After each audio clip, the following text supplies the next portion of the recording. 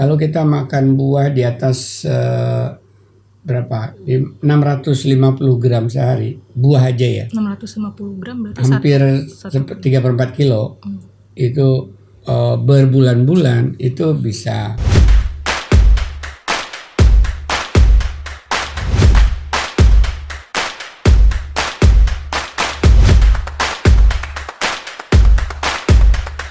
Halo, selamat datang di Lin Podcast. Kembali lagi dengan saya Zafira. Nah, buat sahabat sehat yang suka minum jus atau mungkin suka makan buah, wajib banget nonton video ini sampai akhir. Tapi sebelum kita mulai bincang-bincang nih, kira-kira bagusan jus atau buah, saya ingin memperkenalkan dulu Prof. Hardin. Jadi Prof. Hardin ini guru besar ilmu gizi FEMA IPB University, Ketua dari Pergizi Pangan Indonesia, dan juga Ketua Umum dari Asosiasi Institusi Pendidikan Tinggi Gizi Indonesia. Selamat datang kembali Prof. Hardin di Terima podcast. kasih Kak Zafira. Terima kasih sudah menyempatkan waktunya nih Prof. Wajah saya kayak jus atau kayak buah utuh ya? Enggak dua-duanya sih Prof. Nah, jadi nih Prof, kan kita bakal ngomongin tentang buah utuh dan jus nih Prof. Kira-kira sebenarnya apa sih Prof yang ngebedain gitu buah utuh dan jus? Atau mungkin Ya, buah utuh tentunya utuh layaknya buah. Struktur buahnya masih tampak. Ada yang segar, baru dipanen, ada yang baru seminggu yang lalu, ada yang sebulan yang lalu, ada yang di preserve dengan dingin sehingga dia tampak segar.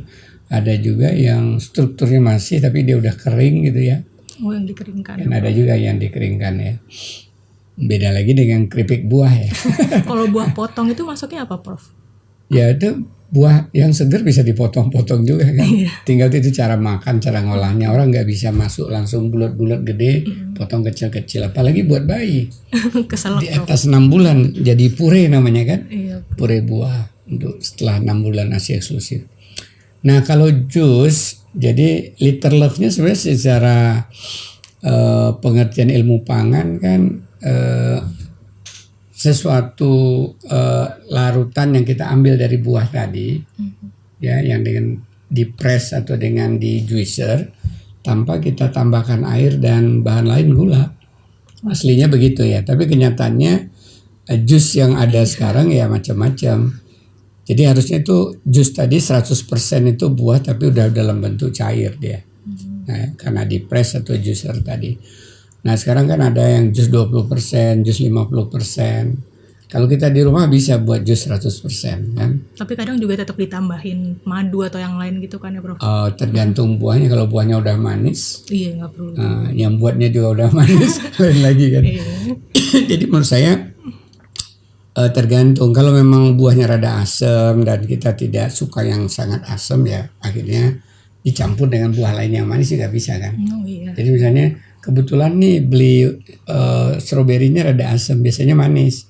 Ya udah ditambah 1 jeruk yang manis atau tambah apel yang manis kan jadi ternasation, nggak perlu ditambahkan Yang lain lagi. yang lain.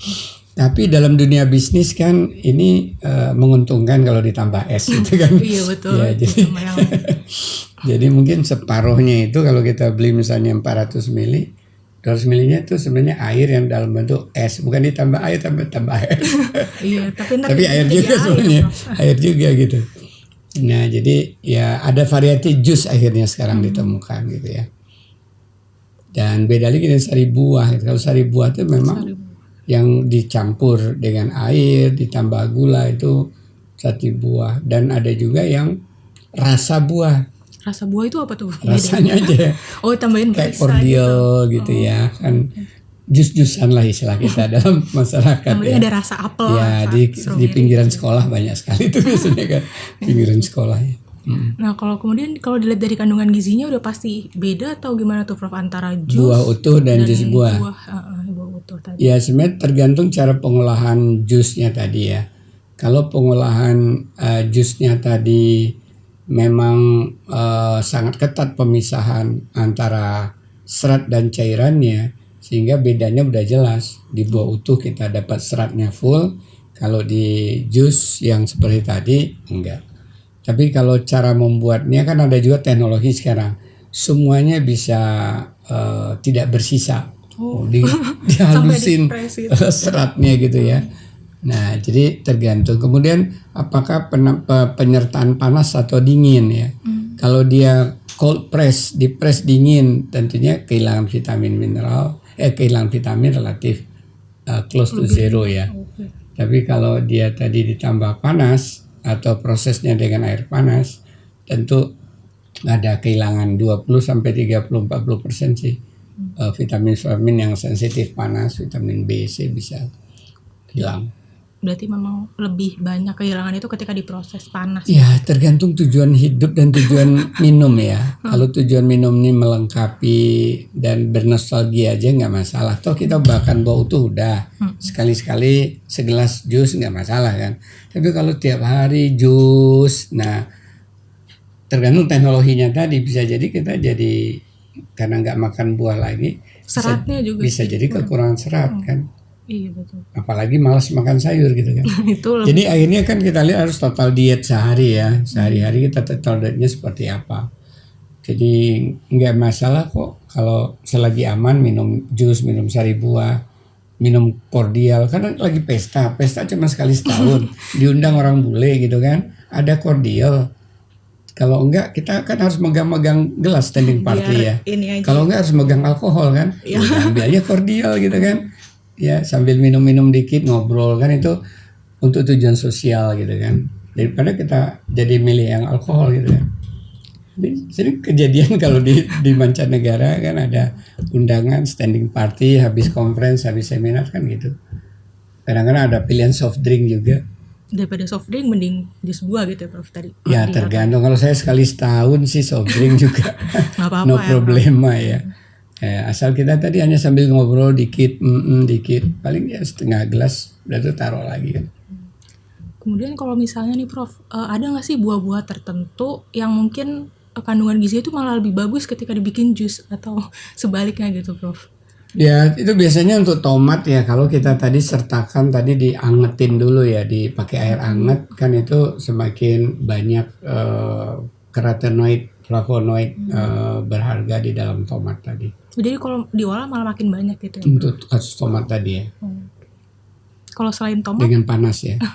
Selain tomat ada nggak Prof? Atau belum ada? Belum ada kajian yang lainnya. Tapi harusnya logikanya produk-produk semirip tekstur tomat ya. Perilakunya umumnya begitu ya. Oke. Nah kemudian tadi nih cara terbaiknya ketika kita ingin mendapatkan kandungan atau manfaat gizi dari buah gitu, sebaiknya kalau dari saran Prof hari itu kayak gimana cara konsumsinya? Ya pertama sebaiknya kalau dimakan utuh segar lebih baik. Kalau nggak ada Prof? Tapi kalau kita berharap tadi sebenarnya situ untuk karbohidrat nggak masalah dan serat.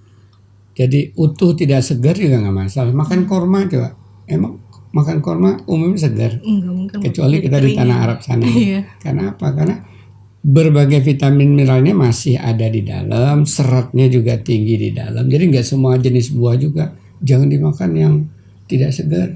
Yang sudah dikeringkan. Korma gitu. seperti apa itu kan? Ya korma itu juga yang sebenarnya bukan yang dikeringkan kering kerontang keras digigit, enggak ya. Tetap masih berair ya, masih lembek. Tapi maksudnya tadi segar dari petik sih tidak gitu kan. Udah diproses gitu ya Bro? Enggak juga diproses. Itu kan dibiarkan aja. Kecuali barangkali ada juga di Indonesia supaya tambah berat dilumuri air gula. Itu ulah pedagang cari untung biasanya. Pedagang nakal ya Bro? Biasanya nggak bilang nakal ya.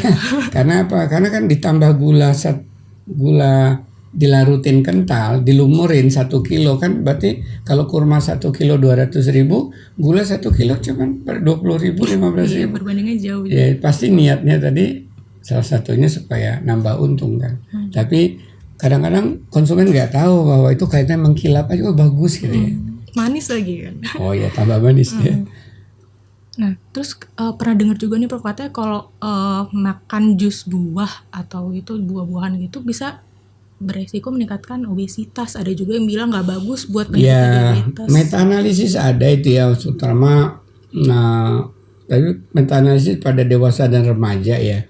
Kalau kita makan buah di atas berapa? 650 gram sehari, buah aja ya. 650 gram berarti hampir 3/4 kilo. Itu berbulan-bulan itu bisa meningkatkan, karena kelebihan gula kita kan ditumpuk jadi lemak, meningkatkan berat badan. Tapi kan untuk anjuran Indonesia aja makan buah 150 gram per hari aja banyak yang nggak terpenuhi. Jadi jangan bicara dulu untuk Indonesia ini kelebihan buah. Kekurangan yang banyak, 95% nggak cukup makan sayur dan buah ya. Jadi jangan ditakut-takuti dulu, jangan makan buah nanti gemuk. Ada penelitian betul sampai tadi 600, di atas 650 gram sehari kalau dibiasakan. Padahal anjuran cuma 150 gram. 150 gram satu buah jeruk, satu buah pisang yang banyak dijual di gerai-gerai itu, apa tuh? Pisang apa namanya, yang kayak pisang Ambon gitu ya. Oke. Nah, itu udah 150 gram. Jadi minimal sebanyak itu, bawa sampai 300 gram, 500 gram nggak masalah. Tadi ya yang lebih dari 650. Sayur kan dianjurkan 250 gram. Masih banyak belum terpenuhi. Iya, bisa makan sayur cuma dikit gitu. Iya. Baik, terima kasih banyak Prof. Fardin untuk informasi yang sudah dibagikan ke sahabat sehat. Semoga saja bisa bermanfaat bagi kita semua ya Prof. Amin. Nah sahabat sehat, itulah topik pembicaraan kita kali ini dengan Prof. Fardin. Jangan lupa untuk nantikan topik berikutnya. Dan juga like video ini kalau kamu suka. Dan subscribe channel YouTube Lini Sehat supaya kamu gak ketinggalan ketika kita upload video baru. Sampai bertemu di video Lini Podcast selanjutnya. Sampai jumpa. Terima kasih sudah menonton. Jangan lupa like, comment, share, dan subscribe ya.